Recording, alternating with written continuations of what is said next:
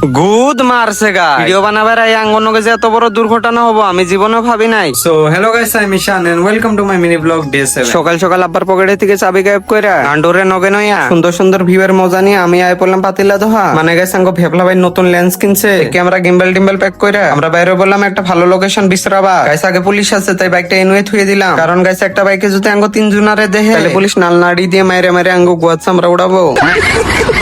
Guys forest ডিপার্টমেন্টে মানুষের পাও ধরে পারমিশন নিয়ে আমরা পড়লাম মানিকপুরের ফরেস্ট অফিসার পাঁচমুরে। গাইস এনুয়ে দেখি এতক্ষণে ভাঙা চুরে গাড়ি এমনি পইরে রইছে। গাইস এনুয়ে আমরা ক্যামেরার গিম্বল সেট করলাম। গাইস টেলি গুদ মারছে করতে করতে আজকে আমরা হাসাই গুদ মারা খাইছি। মানে গেছে এত দূর আইয়া দেখি ক্যামেরায় চার্জে নাই।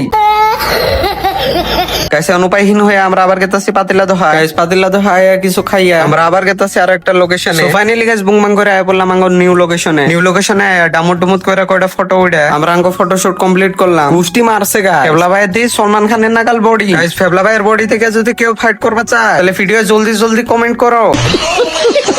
সো গাইস এখন আমরা গেতাছি বাইতে। তো বাকি বাই বাই গাইস, ব্লগ ভালো লাগলে লাইক কমেন্ট শেয়ার করবা আর নেক্সট আওয়াজ দিয়ে ফলো বাটনে মারবাই।